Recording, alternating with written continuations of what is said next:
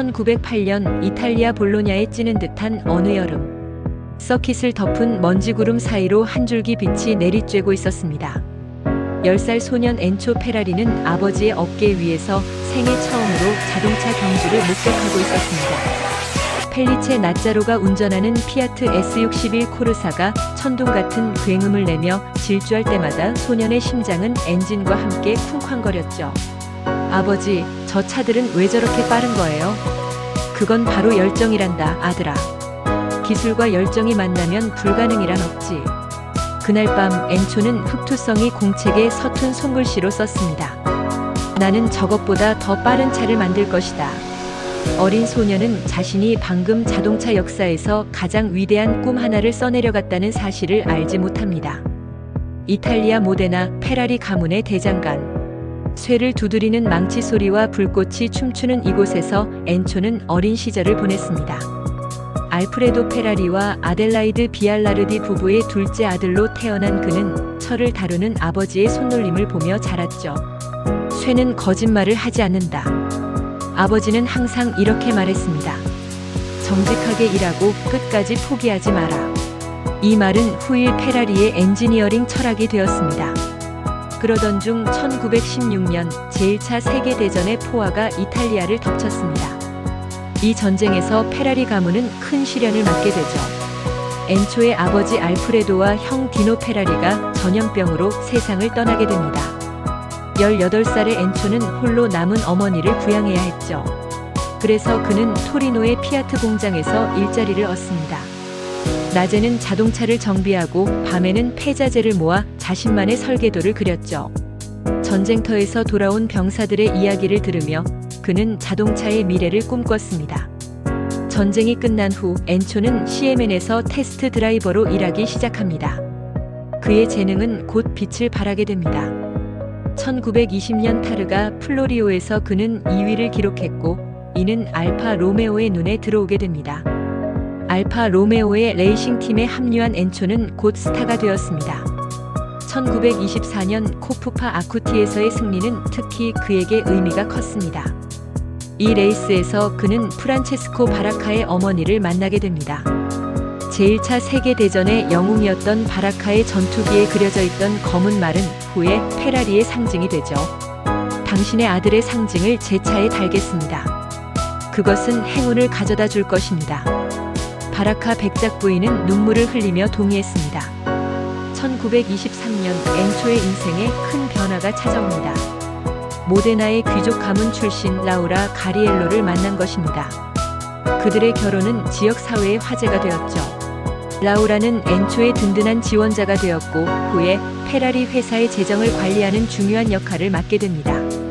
1929년 세계 대공황의 어두운 그림자가 드리운 가운데 엔초는 모데나의 스쿠데리아 페라리를 설립합니다. 처음에는 알파 로메오의 레이싱팀을 운영하는 것이었으나 그의 팀인 스쿠데리아 페라리는 곧 성공을 거두기 시작합니다. 검은 말 문양은 황색 바탕 위에서 춤추었고 타주 볼라리, 누볼라리 같은 전설적인 드라이버들이 페라리의 이름으로 승리를 거뒀죠. 하지만 엔초의 꿈은 더 컸습니다. 그는 자신만의 자동차를 만들기를 원했던 겁니다. 1939년 엔초는 알파 로메오와 결별을 선언합니다. 계약 조건에 따라 4년간 자신의 이름으로 자동차를 만들 수 없었지만 그는 오토 아비오 코스토루치온이라는 이름으로 회사를 시작합니다. 첫 모델 AAC-815는 제2차 세계대전의 발발로 단 2대만이 제작되었습니다. 제2차 세계대전은 이탈리아 전역을 황폐화시켰습니다. 페라리의 공장은 군수품 생산으로 전환되었으나 모데나 공장이 연합군의 폭격으로 파괴되자 엔초는 마라넬로로 공장을 이전합니다. 전쟁 중에도 그는 미래를 준비했습니다. 지하 작업장에서 새로운 V12 엔진을 설계했고 충실한 엔지니어들과 함께 전후를 대비했습니다. 1947년 3월 12일 마라넬로의 작은 공장 문이 열립니다. 그곳에서 첫 페라리 이리오 S가 모습을 드러냅니다. 60마력의 V12 엔진을 탑재한 이 차는 5월 11일 피아첸차 서킷에서 첫 승리를 거둡니다. 그리고 엔초는 이렇게 적었습니다. 그날의 패배는 달콤했다. 그것은 우리에게 더 큰 승리를 약속했기 때문이다. 1950년 페라리는 F1 세계 선수권에 참가합니다. 1951년 호세 프롤란 곤잘레스가 실버스톤에서 페라리의 첫 F1 승리를 안겨줍니다. 이는 수많은 승리의 시작이었습니다. 알베르토 아스카리는 1952년과 1953년 연속으로 세계 챔피언이 되었습니다. 페라리의 레이싱카들은 로소 코르사라 불리는 이탈리아 레이싱 레드를 입고 세계의 서킷을 지배했습니다. 그러나 1956년 엔초에게 큰 시련이 찾아옵니다. 그것은 바로 24살의 나이로 근위 영양증으로 세상을 떠난 아들 디노의 죽음입니다. 디노는 엔지니어였고 V6 엔진 개발을 꿈꿨습니다. 상심한 엔초는 아들의 꿈을 이어받아 디노 V6 엔진 개발에 착수합니다. 이 엔진은 후에 페라리의 새로운 전기를 열었고 디노라는 이름의 차량으로 탄생하게 됩니다. 1963년 헨리 포드 2세는 자금난에 빠져있는 페라리 인수를 제안합니다. 그러나 협상은 마지막 순간에 결렬되고 맙니다. 엔초가 레이싱 부문의 독립성을 포기할 수 없었기 때문입니다. 내 회사는 내 가족이다. 팔 수 없다. 이 한마디가 자동차 역사상 가장 극적인 라이벌전의 시작이 됩니다. 분노한 포드는 페라리를 무너뜨리겠다며 GT40 프로젝트를 시작합니다. 1966년 르망 24레이스에서 포드는 1, 2, 3위를 석권하며 복수에 성공합니다. 하지만 페라리는 물러서지 않았습니다. 330 P3, P4를 개발하며 기술력을 끊임없이 발전시켰습니다. 이 경쟁은 양사를 더욱 강하게 만들었고 자동차 기술의 발전을 이끌었습니다. 1969년 페라리는 중대한 갈림길에 섭니다. 레이싱과 고성능 도로용 차량 개발에 드는 막대한 비용을 감당하기 어려워졌습니다. 크라이슬러, 포드, 피아트 등 여러 기업들이 페라리 인수에 관심을 보이게 됩니다. 엔초는 신중한 선택을 합니다. 그리고 이탈리아 기업 피아트의 지분 50%를 매각하게 됩니다. 피아트의 회장 지아니아넬리가 엔초의 경영 자율성을 보장했기 때문입니다. 이는 현명한 결정이었습니다. 피아트의 자본력과 페라리의 기술력이 만나 시너지를 창출하게 됩니다. 1988년 엔초의 사망 이후 피아트는 페라리 지분을 90%까지 확대합니다. 나머지 10%는 엔초의 아들 피에로 페라리가 보유하게 되죠. 피아트의 지원 아래 페라리는 더욱 강력한 성장을 이어가게 됩니다.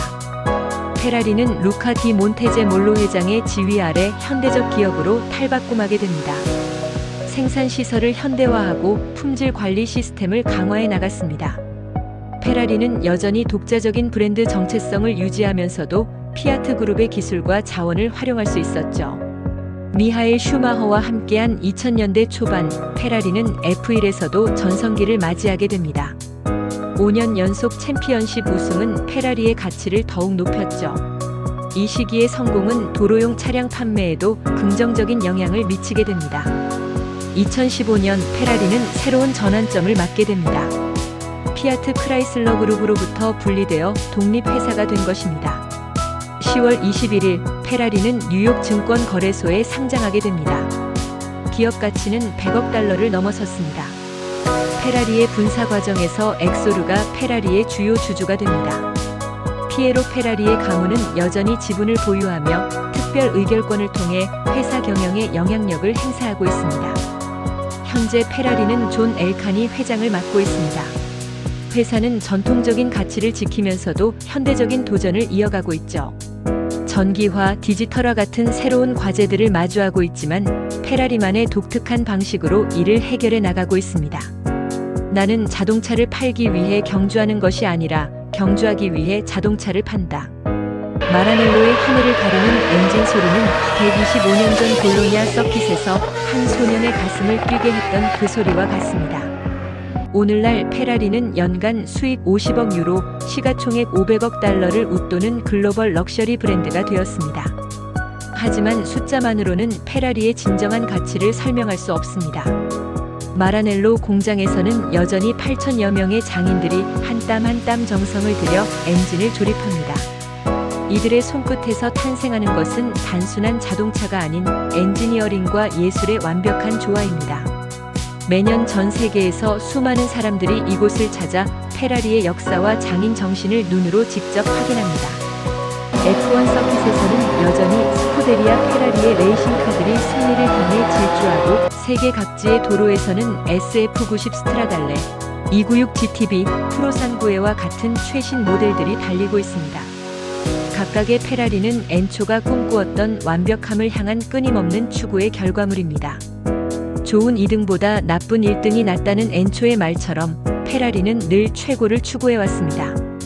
2024년 첫 순수 전기차 출시를 앞둔 페라리는 내연기관 시대의 종말 앞에서 또 다른 혁신을 준비하고 있습니다. 전통과 진보 사이에서 새로운 균형을 찾으며 자동차의 미래를 다시 한번 정의하려 하고 있습니다. 미래는 항상 우리가 생각하는 것보다 빨리 온다.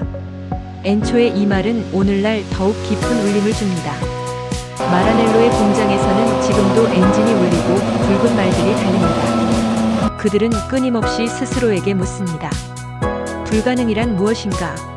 비록 엔초는 떠났지만 그의 열정은 모든 페라리의 심장 속에서 여전히 뛰고 있습니다. 도전과 혁신으로 가득했던 그의 여정은 이제 새로운 세대의 손에서 계속되고 있습니다. 당신이 꿈꿀 수 있다면 그것을 이룰 수 있다. 이것은 단순한 말이 아닌 페라리가 세상에 보내는 영원한 약속입니다.